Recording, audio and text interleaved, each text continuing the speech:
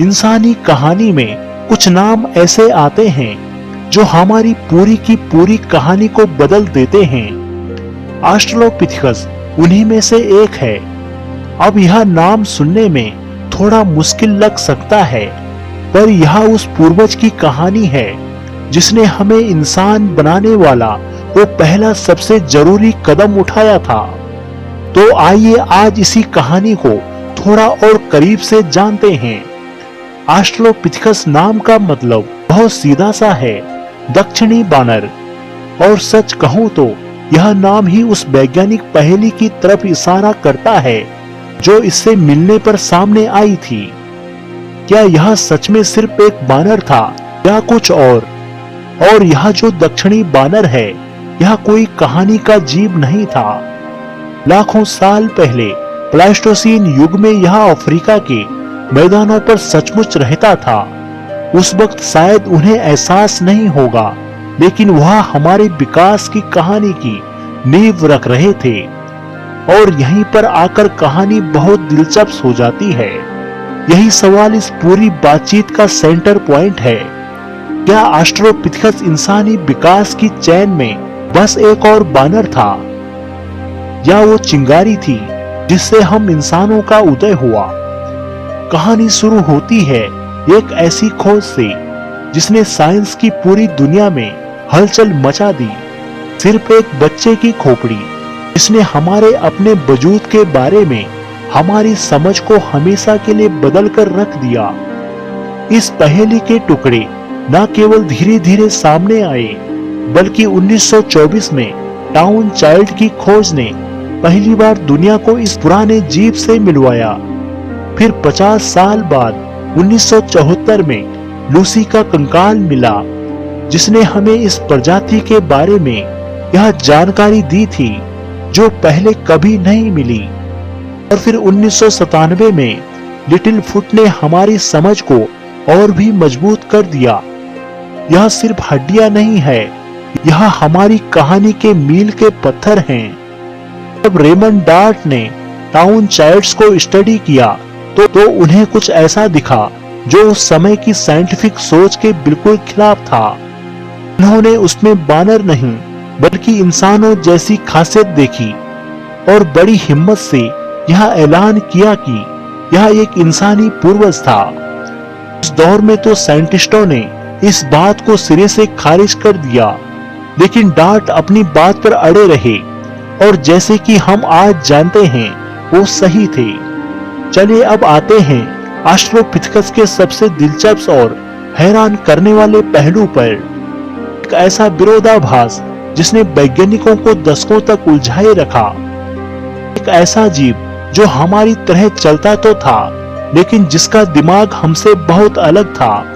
466 cubic centimetre number याद रखिएगा, क्योंकि यह ऑस्ट्रेलोपिथेकस की कहानी का सेंटर है। उनके दिमाग का एवरेज साइज था। अब सवाल यह है कि यह साइज कितना बड़ा या कितना छोटा था। देखिए, यहीं पर यह विरोधाभास साफ नजर आता है। ऑस्ट्रेलोपिथेकस का दिमाग चिंपैंजी से थोड़ा बड़ा था, लेकिन एक आज के इंसान के दिमाग का सिर्फ 35%। यह बहुत बड़ा फर्क है। इसका मतलब है कि उनके पास हमारी तरह सोचने समझने की दिमागी ताकत नहीं थी।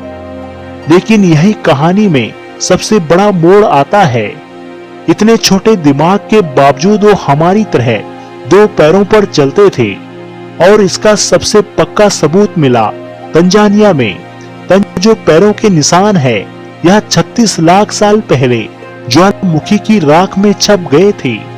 और यह आज के इंसानी कदमों से इतने मिलते जुलते हैं कि देखकर हैरानी होती है। असल में ऑस्ट्रेलोपिथेकस को 2 दुनियाओं का एक जीव कहा जा सकता है। एक तरफ उनमें बानरों जैसे लक्षण थे, जैसे छोटा दिमाग, छोटा कद, तो दूसरी तरफ वो हमारी तरह 2 पैरों पर चलता था और उनके दांत भी आज के इंसानों की तरह छोटे थे।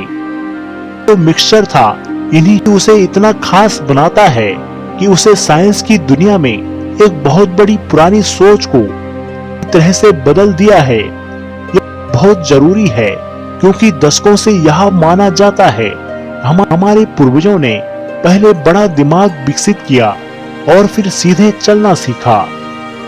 साबित किया कि नहीं, वे हमारे पूर्वज सीधे खड़े हुए और बड़े दिमाग का विकास तो बहुत बाद में हुआ। तो हमने यह देख लिया कि वह दिखते कैसे थे, पर वे कैसे थे, उनकी जिंदगी कैसे थी। अब सबूत हमें एक साइंटिफिक जासूसी कहानी की तरह उनके जीवन की झलक दिखाती है। किसी भी जीव को समझने के लिए पहला सवाल तो यही होता है कि वह खाते क्या थे। ऑस्ट्रेलोपिथेकस के मामले में इसका जवाब हमें कई साइंटिफिक तरीकों से मिलता है। डॉक्टरों ने ना इसका पता लगाने के लिए कई तरीकों का इस्तेमाल किया है। दांतों पर जो बारीक खरोंच हैं, वह बताते हैं कि वे फल, पत्ते और सख्त चीजें खाते थे। हड्डियों के एनालिसिस से पता चलता है कि वह लगभग पूरी तरह से शाकाहारी थे। लेकिन एक सबूत है, उनके फॉसिल्स के पास जानवरों की कटी हुई हड्डियां भी मिली है, जिससे यह अंदाजा लगता है कि वे शायद मरे हुए जानवरों का मांस भी खाते होंगे। और फिर आता है एक और बड़ा सवाल, क्या उनके पास टेक्नोलॉजी थी? क्या वो औजारों का इस्तेमाल करते थे? एक ऐसा सवाल है जिस पर वैज्ञानिकों के बीच आज भी जोरदार बहस चलती है। कहा जाए तो यह मामला थोड़ा पेचीदा है। इथियोपिया में ऑस्ट्रेलोपिथेकस के फॉसिल्स उन हड्डियों के पास मिले हैं जिन औजारों से काटने के निशान हैं। 33 लाख साल पुराने पत्थर के औजार मिले हैं। लेकिन सबसे बड़ा सवाल यह है कि वे औजार बनाए किसने? क्या यह ऑस्ट्रेलोपिथेकस का काम था? उसमें मौजूद किसी और शुरुआती इंसानी प्रजाति का? यह भी एक बहुत बड़ी पहेली है।